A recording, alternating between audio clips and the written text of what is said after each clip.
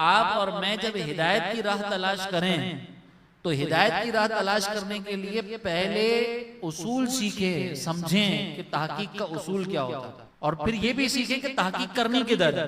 हर मसले में तहकीक की जरूरत नहीं होती है। हमें कोई प्रॉब्लम नहीं है इमाम शाफी रहमतुल्लाह ताला अलैह के पैरवी करने वाले अगर रफ़ा यदैन करते हैं तो ये कोई झगड़े वाला मसला ही नहीं है, हमें कोई प्रॉब्लम नहीं है। बल्कि मैं यहाँ पे आपको अल्लामा शामी साहब रहमतुल्लाह ताला अलैह की एक वाज़ेह इबारत बताऊं। अल्लामा शामी साहब रहमतुल्लाह ताला अलैह फरमाते हैं कि जब हमसे कोई हमारे फिकही मजहब के बारे में सवाल करे, हनफियत के बारे में, तो हम उसको ये कहेंगे कि हमारा बयान करदा मसला बिल्कुल ठीक है लेकिन इसमें गलती हो सकती है, और जो हमारे मुखालिफ हैं हमारी दलील के मुताबिक उनका बयान करदा मसला खता पर मबनी है लेकिन हो सकता है वो सही नहीं। ये किसके बारे में है? फिकही मसाइल के बारे में। रफा यदैन करना है कि नहीं करना, आमीन तेज आवाज से पढ़नी है कि स्लो आवाज से पढ़नी है, इसमें वो भी गलती पे हो सकते हैं, हम भी गलती पे हो सकते हैं, वो भी सही हो सकते हैं, हम भी सही हो सकते हैं। ये झगड़े वाली बात ही नहीं है। जब ये झगड़े वाली बात ही नहीं है तो अगर कोई आपके पास आकर इसकी बुनियाद पर आपको जहन मुंतशिर कर रहा है तो इसका मतलब वो आपको तहकीक की तरफ नहीं लेकर जा रहा, वो आपको जहनी इंतशार की तरफ लेकर जा रहा है। आपने फौरन ऐसे शख्स से दूर हो जाना चाहिए। और तहकीक आपको किस मसले में करनी है? तहकीक होती है बुनियादी मसाइल के अंदर, बुनियादी अकायद के अंदर, कि बुनियादी अकीदे जो है ये असल में इख्तिलाफ की वजह। बुनियादी अकीदों से पता चलता है कि भाई कौन सही है कौन गलत है। अगर बुनियादी अकीदे में कहीं गड़बड़ है तो फिर वहां पे कॉम्प्रोमाइज नहीं हो सकता, वहां पे आपको तहकीक करनी पड़ेगी, वहां पे आपको जानना पड़ेगा। और वहां पे ये नहीं चलेगा कि ये भी सही हो सकता है हम भी सही हो सकता है, भाई सब सही है किसी को गलत ना कहो, ये नहीं चलेगा। वजह इसकी है कि मेरे आका अलैहिस्सलाम ने एक को सही फरमाया है तो फिर एक ही सही होगा, और जब सरकार अलैहिस्सलाम ने फरमाया ना कि एक ही जन्नत में जाएगा तो फिर एक ही सही हो सकता है, फिर सब सही नहीं हो सकता। और इसकी एक और अकली वजह मैं आपको बताऊं कि जब आप ये कहते हैं कि सब सही हैं, जब आप कहें कि सब सही हैं तो इस सब सही का मतलब ये होता है कि जिसने जो गलत मसला बयान किया है आप उसको भी सही कहें। यानी मिसाल के तौर पर कादियानी है, उसके बारे में आप ये कह सकते हैं कि वो सही है? नहीं कह सकते ना, क्योंकि उसने गलत बुनियादी मसाइल के अंदर इख्तिलाफ किया है। इसी तरह अगर कोई शख्स सैयदना अमीर मुआविया रज़ी अल्लाह ताला अन्हु के बारे में बकवास करेगा और फिर आप कहेंगे नहीं यार हमें किसी को गलत नहीं कहना चाहिए, सब सही है, तो इसका मतलब ये है कि जो सैयदना अमीर मुआविया रज़ी अल्लाह ताला अन्हु पर तानाज़नी कर रहा है आप उसको भी सही कह रहे हैं। जो ये कह रहा है कि माज़अल्लाह हज़रत अली रज़ी अल्लाह ताला अन्हु दीगर नबियों से अफजल हैं, आप कह रहे हैं नहीं हमें किसी को गलत नहीं कहना चाहिए, तो मतलब फिर आप ये कह रहे हैं कि वो भी सही कह रहे हैं, उसके गलत नजरिए की भी तायद कर रहे हैं। कोई अगर माज़अल्लाह ये कहे कि सरकार अलैहिस्सलाम का जो बाज इल्म था ये तो सरकार का कोई कमाल ही नहीं था, ये तो माज़अल्लाह ऐसे ही है जैसे पागलों बच्चों मजनूनों का माज़अल्लाह, और फिर आप ये कहें कि नहीं हमें किसी को गलत नहीं कहना चाहिए, सब सही है, तो फिर इसका मतलब ये भी सही है। तो जब अगर आप ये कहेंगे ना कि सब सही है तो नतीजा ये निकलेगा कि आप खुद गलत हो जाएंगे। तो आपको बुनियादी मसाइल का मालूम होना चाहिए कि हमारे बुनियादी मसले क्या हैं, तहकीक कहाँ से शुरू करनी है, कैसे तलाश करना है हक को, तब जाके आपको समझ में आएगा कि इतने सारे लोगों में से जो अल्लाह ने फरमाया है कि इनाम याफ्ता बंदों के रास्ते पर चलना है वो रास्ता कौन सा है। अब आप देख लें कि कौन सा इख्तिलाफ कहाँ से उठा, किस इख्तिलाफ के अंदर क्या मसाइल पैदा हुए, कहाँ से ये चीजें मारी से वजूद में आई। पहले तो ऐसा कुछ भी नहीं था, सहाबा के दौर में तो कुछ भी ऐसे फिरकावारियत नहीं थी। अब आप मिसाल के तौर पर बड़ी बड़े इख्तिलाफात ले लें, सैयदना सिद्दीक़ अकबर रज़ी अल्लाह ताला अन्हु सहाबा के दौर में सारे उनकी अजमतों को तस्लीम करते थे, सब उनको मानते थे। उनको मानने का इनकार बाद में शुरू हुआ है या पहले से चला आ रहा है? बाद में शुरू हुआ है। तो जिसने उनका इनकार किया फिरका उसने बनाया या बाद वालों ने, पहले वालों ने बनाया? अच्छा, अब हो सकता है ये सारी गुफ्तगू के ज़िम्न में आपके ज़हन में ये बात आ रही हो कि यार ये क्या फिरका वाराना बात लेके बैठे हैं, ये क्या हमें क्या चीज समझाना चाह रहे हैं, ये तो फिरका वारियत हो रही है, ये तो ये हो रहा है, आता है ना ज़हन में। असल में ये फिरका वारियत वाला बात नहीं है। मैं आपको उसको पहले एक एग्जांपल समझाता हूँ फिर मैं चीजों की तरफ लेकर आता हूँ। मिसाल के तौर पर एक वाले साहब के 4 बेटे हैं। वाले साहब ने घर के अंदर एक रूल बना लिया कभी रात को 10 बजे के अंदर सब मुझे घर में 9 बजे सब घर पर आ जाओ, 10 बजे हम खाना खाएंगे, 11 बजे हम सो जाएंगे और सुबह तहज्जुद के वक्त हम उठेंगे, इतने बजे हम नाश्ता कर लेंगे और हम काम पे चले जाएंगे। एक बेटा खड़ा होकर कहता है कि अब्बा जान ये 9:30 बजे ना मुझसे घर में नहीं आया जाएगा, मैं तो घर में आऊंगा ही 11 बजे। वो अब्बा जान से लड़ता है, सब कुछ करता है, अलग हो जाता है।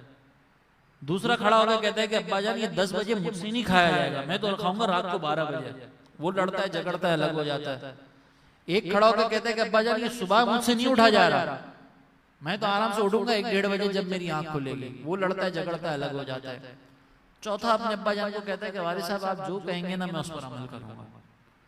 अब कुछ अरसे के बाद इस चौथे बेटे से कोई पूछता है कि भाई ये तुम जो है वो अपने भाइयों के साथ मुखालफत कर रहे हो, तुम अपने भाइयों से लड़ रहे हो, कॉम्प्रोमाइज कर लो ना, फिरकावारियत क्यों कर रहे हो?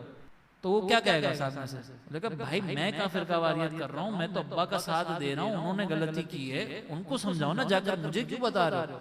मैं तो उनको ये कह रहा हूँ कि तुमने गलत किया है। अब बताएं कि ये गलती कर रहा है या वो गलती कर रहे थे? जो अलग में वो गलती कर रहे हैं ना, तो बस मैं ये आपको समझाना चाह रहा हूँ कि आप ये देखें कि कौन अलग हुआ है, कौन लड़ के अलग हुआ है, किसने रास्ता इख्तियार किया अलग। जिसने अलग रास्ता इख्तियार किया है उसने फिरकावारियत फैलाई है।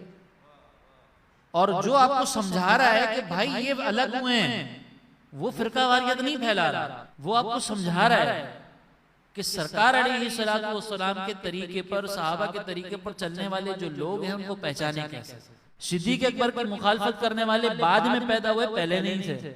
हजरत शाह अब्दुल हक मुहद्दिस देहली फरमाते हैं कि हमारे जमाने तक हमसे, यानी शाह अब्दुल हक मुहद्दिस देहली से अगर आप पहले चले जाएं तो कहते हैं कि हमारे जमाने तक किसी ने इस बात में इख्तिलाफ नहीं किया था कि सरकार अलैहिस्सलातु वस्सलाम अपनी कब्र अनवर में हयात हैं या नहीं, ये हमारे जमाने में इख्तिलाफ हुआ।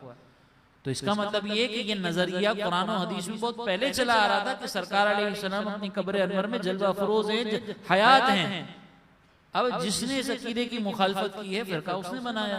सरकार अलैहिस्सलाम की शान और अजमत का बयान, अब मैं आपको एक बात और समझाऊं। सरकार अलैहिस्सलातु वस्सलाम का इल्म मखलूक में सबसे अफजल है, इसका कोई इनकार नहीं कर सकता। लेकिन अल्लाह के मुकाबले में सरकार अलैहिस्सलाम का इल्म महदूद है, उसकी एक हद है। अल्लाह का इल्म ला महदूद है। अब अगर इस बात को बयान करने के लिए दो तरीकों में से एक अच्छा तरीका हो, एक बुरा तरीका हो, जिसके अंदर सरकार की शान में गुस्ताखियां नजर आ रही हों, तो अब गलती करने वाला कौन है? बदतमीजी से बात करने वाला या ढंग से बात करने वाला? यकीनी सी बात है जिसने बदतमीजी की है। अब सवाल होता है कि भाई लोग ये कहते हैं कि सरकार अलैहिस्सलाम आलिमुल गैब हैं, सरकार को इल्म गैब हासिल है, तो इसमें सरकार की बड़ी शान है।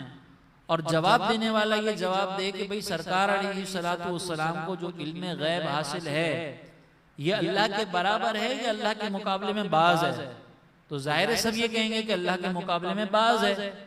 अब जवाब देने वाला मजीद इसकी वजाहत करते हुए ये कहे कि अगर सरकार को बाज ही इल्म हासिल है तो इस बाज इल्म में क्या कमाल है?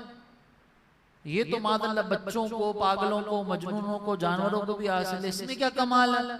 अब जब उसको समझाया जाए और वो कहे कि भाई मैं तो अल्लाह की शान बयान कर रहा हूँ, मैं तो अल्लाह के मुकाबले में ये बात बयान कर रहा हूँ कि सरकार को बाज अगर चीजों का गैब है तो बाज चीजों का गैब तो सबको है।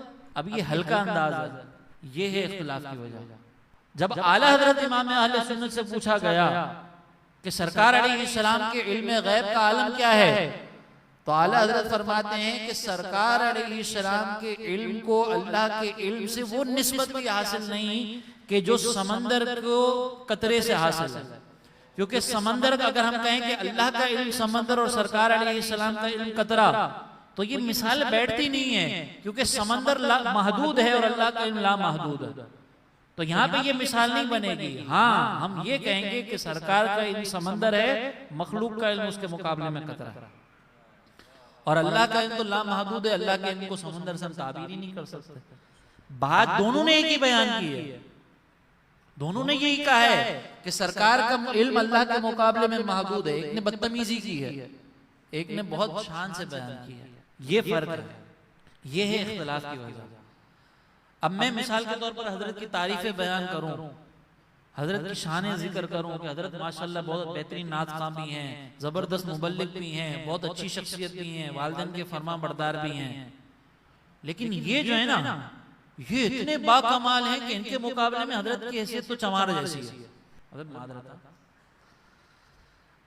अब आप कहें कि ये क्या क्या आपने, अभी तो आप इनकी तारीफें कर रहे थे, अभी तो आपने कहा कि माशाल्लाह ये है, ये तो वो हैं, ये तो यूं हैं, और 2 मिनट में उनकी तारीफ करते हुए इनकी तौहीन आपने कर दी। बस ये हमारा इख्तिलाफ है। आप अल्लाह की शान बयान करें, लेकिन जब आप अल्लाह की शान बयान करते हुए ये कहेंगे ना कि अल्लाह की शान इतनी बुलंद है कि नबियों की हैसियत अल्लाह के सामने ऐसी है, अब आप कहेंगे नहीं मैं तो अल्लाह की शान बयान कर रहा हूं, तो भाई तुम अल्लाह की शान तो बयान कर रहे हो, लेकिन नबियों की तौहीन क्यों कर रहे हो?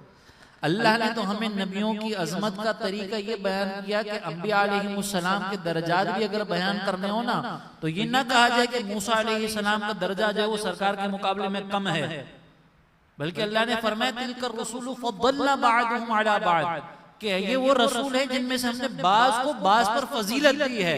फजीलत का पहलू जिक्र करो, अदब का पहलू जिक्र करो, ये ना कहो कि इस रसूल की अजमत उससे कम है, बल्कि ये कहो कि इस रसूल की अजमत बहुत बुलंद है, उसकी अजमत इससे ज्यादा बुलंद है।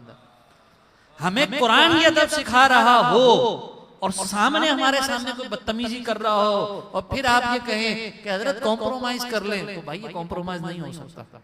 बस ये छोटा सा इख्तिलाफ है, छोटा सा लोगों को लगता है, लेकिन अगर आप इसकी तह में जाएंगे तो ये बहुत बड़ा इख्तिलाफ है। यहाँ पे बात आपके और मेरे वालिद साहब की नहीं हो रही, यहाँ पे सरकार अलैहिस्सलाम की हो रही है। तो मौजूदा दौर के अंदर अगर आपको मसाइल देखना ना कि मसला है क्या, तो तहकीक का ढंग सीखें, फिर किसकी तहकीक को कैसे पढ़ना है ये सीखें, तहकीक किन मसाइल के अंदर करनी है ये सीखें।